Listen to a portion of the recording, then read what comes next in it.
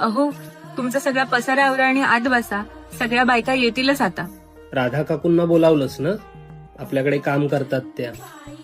अहो, तुम्ही विसरताय का हल्लीच त्यांचा नवरा गेलाय ते? नवऱ्याच्या जाण्याचं दुःख हे मोठं, पण ते का कोणी आयुष्यभर धरतं? का आजही एखाद्या बाईचं अस्तित्व हे तिच्या कुंकवावरनच ठरतं? या सणाचा हेतू कोणाचा अपमान करायचा नसतो, पण हळदी कुंकवाचा मान हा फक्त सवाष्णी बायकांचाच असतो. तिच्या सहभागी होण्या न होण्याचा निर्णय हा कोणात तिसऱ्याचा नसावा. सुहासिनीचा असण्या अगोदर हा सण स्त्रीच्या सन्मानाचा असावा. पण साध्या राणीतच प्रत्येकाला विधवेचं चारित्र्य चांगलं दिसतं. असं म्हणतात, पतीच्या जाण्यानंतर बाईचा शृंगारही पाप असतो. मग स्त्री चारित्र्याच्या व्याख्येसाठी जगाचा कौल नसावा. शृंगार करावा की नको हा तिचा वैयक्तिक प्रश्न असावा. कार्यक्रमात तिच्या असण्याचाही लोकांना विटाळ होतो. देवाधर्माच्या शुभ कार्यातही अपशकुन समजला जातो.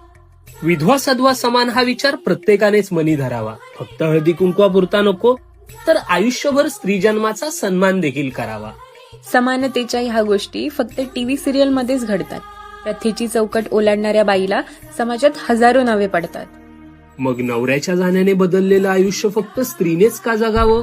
विधवेचं दुःख समाजाने कधीतरी उघड्या डोळ्यांनी बघावं.